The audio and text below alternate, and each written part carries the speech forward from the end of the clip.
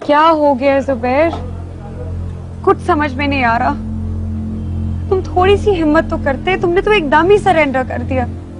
ना हमारे पास अब जायदाद रही है, ना हमारे पास अब पैसे। हम क्या करें? मैं कहाँ जाऊं, क्या करूं? तो क्या करता? मार खाता रहता।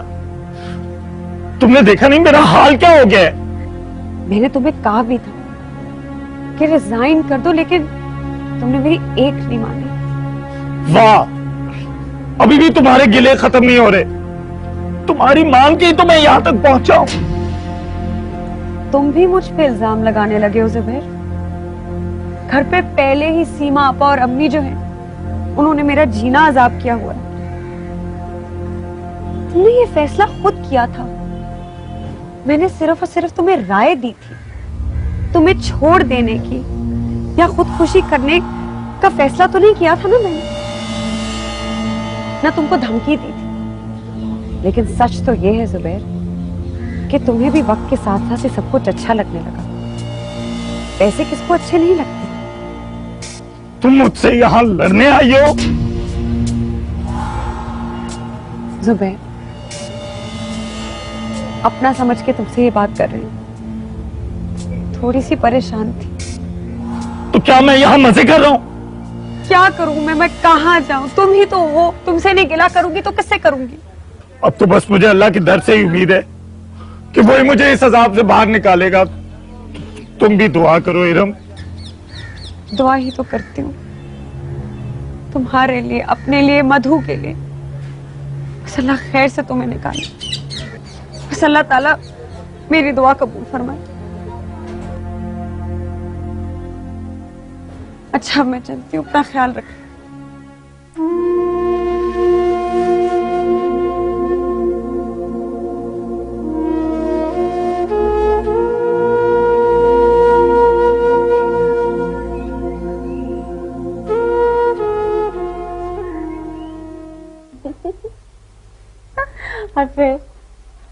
नहीं यार, ज़ुहरा तुम अभी तक तैयार नहीं हो। कुरान खानी शुरू हो गई होगी। एक मिनट खाला, आप जाएं, मुझे नहीं जाना।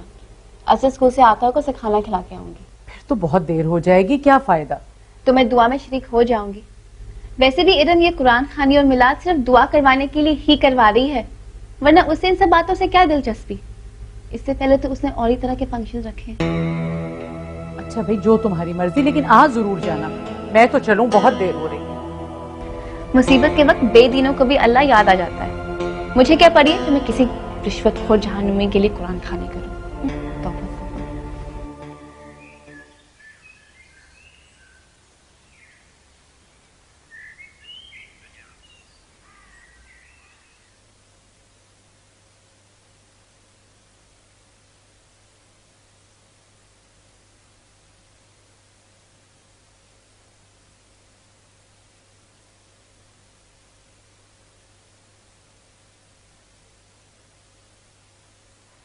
कल तक हमारे घर की छोटी सी तकरीब में भी लोग शरीक होना अपनी सादत समझते थे। जरा सी बात पर 100-200 लोग इकट्ठे हो जाते थे। और अब देखो, बार बार याद दिलाने पर भी 20 से ज्यादा औरतें नहीं आई। यही दुनिया है। अरे सीमा, तुम्हारे ससुराल वाले नहीं आए? नहीं, मेरी सास की तबीयत कुछ ठीक नहीं थी। नंदे, देवरानी, जिठानी कोई भी नहीं आया? वो दरअसल बेटा जाओ, चाय तो देखो जाके जरा। जी मैं भी है। नहीं नहीं, बराए मेहरबानी चाय पानी को आप रहने दें। हम तो खौफ खुदा की वजह से मिलाद कुरान खाने में शरीक हो गए थे, वरना तो।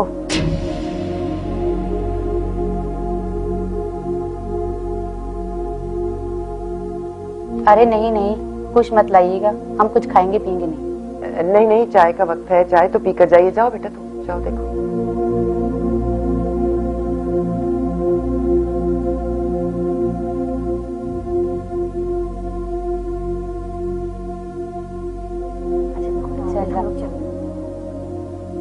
अब कुछ खा तो लेते। अरे नहीं नहीं नहीं, मेहरबानी।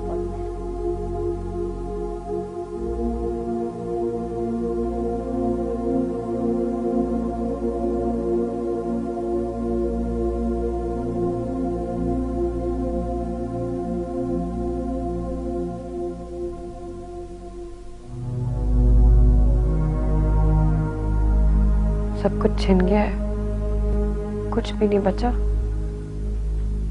अकाउंट्स हमारे फ्रीज कर दिए, जमीन हमारी, अपार्टमेंट हमारा, गाड़ी वो सील कर दी गवर्नमेंट ने।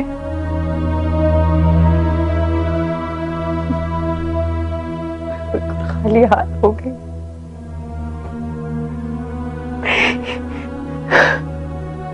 जो चीज जिस तरीके से आती है उसी तरीके से वापस भी चली जाती है। मुख्तार भाई पहले एक केस देख रहे थे, उन्होंने एक वकील भी रखा हुआ था, लेकिन सीमा आपा ने सख्ती से उन्हें मना कर दिया किसी भी चीज के साथ तावन करने से। मैं कहाँ जाऊं, मैं क्या करूं? मुझे कोई वकील ढूंढ दे भाई।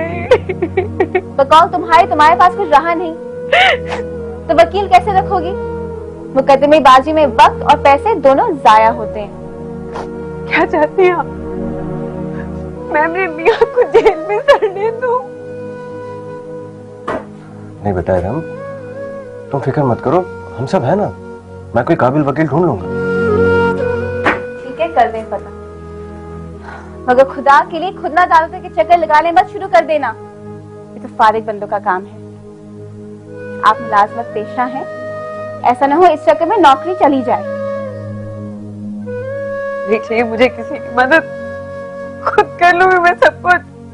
मैं खुद मुख्तार हूँ, मुझे किसी की जरूरत नहीं, मैं अपने मामले खुद देख सकती हूँ।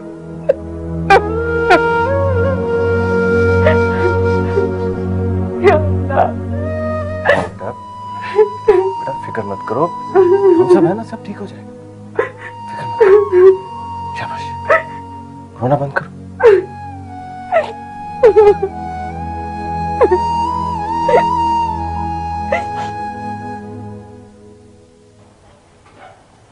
तो फिर वकील साहब जुबैर रिहा तो हो जाएगा ना? देखिए फिलहाल हमारे केस बहुत कमजोर है, आप परेशान मत हो, इंशाअल्लाह अल्लाह ताला ने चाहा तो सब ठीक हो जाएगा।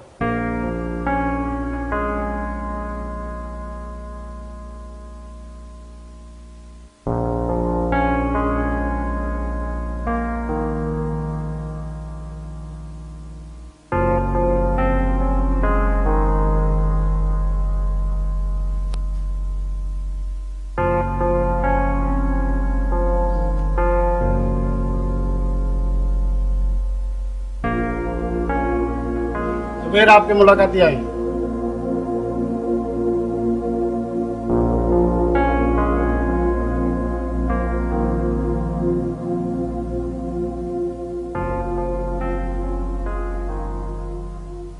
मधु कैसी है?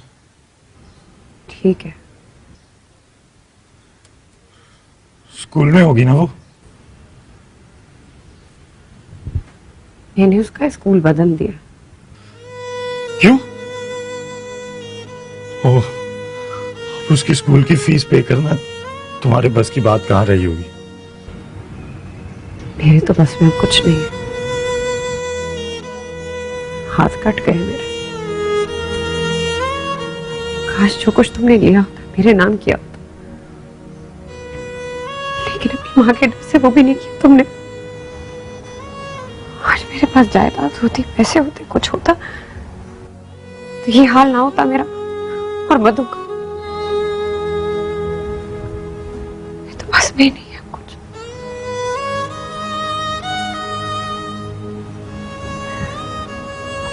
कल नया वकील आएगा। क्या? फिर से नया वकील? पिछले 7 महीने में तुमने तीसरा वकील बदला है। क्या करूं? अकेली औरत देके सब बेवकूफ बनाते हैं, पैसे बटोरते और करते कुछ नहीं है। कुछ भी तो नहीं कर सकती, और ऊपर से हमारे बहनोई ने भी, उन्होंने भी मुंह फेर। तुम्हारे भाई ने?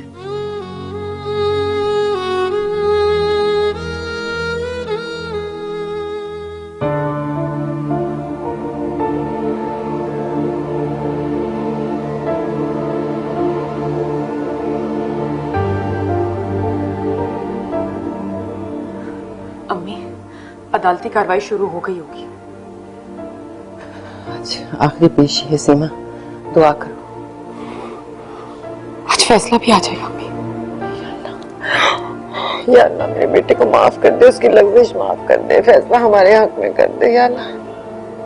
अम्मी वो मुख्तार बता रहे थे कि केस बहुत वीक है, कोई उम्मीद नहीं है। ऐसे मत कहो सीमा, इन 7.5 महीने में मैं जो मेरे पास था लगा चुकी हूँ।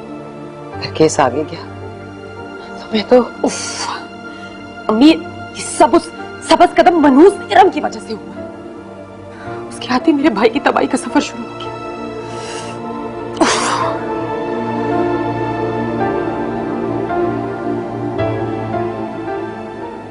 वो हवस थी मेरी उड़ान की कि मैं हर सितारे को छू सकूं, मेरी ख्वाहिशों को उभार दे किसी ऐसे धारे को छू सकूं, न चमकते चांद की रोशनी, ना ही दिल का जलता चराग है जो ना धुल सके, जो ना मिट सके, मेरी जिंदगी में वो दाग है। हेलो अम्मी, अदालत ने फैसला सुना दिया, जुबैर को 7 साल की कैद हो। क्या कह रही हो इरम? अगर ये कैसे हो सकता है? इतनी दुआएं की मैंने, इतने सजदे किए, ऐसे कैसे हो गया? अरे क्या हुआ साकिब की माँ? वही हो गया जो नहीं होना चाहिए था। क्यों पहेलियां बुझवा रही हो? सब खैरियत तो है ना? खैरियत नहीं है। कुछ बताओ भी तो सही, सब ठीक तो है ना? कुछ भी ठीक नहीं है। इरम का फोन था, कह रही है जुबैर को 7 साल की कैद हो गई। क्या? 7 साल की कैद? ओ मेरे अल्लाह, इतनी रुसवाई!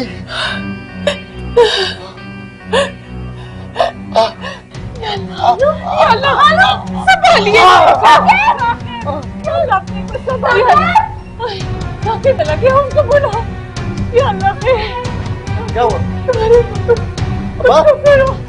क्या हुआ? जरा एम्बुलेंस को फोन करो, एम्बुलेंस को जल्दी फोन करो। अब्बा, अब्बा। जो ना धुल सके, जो ना मिट सके।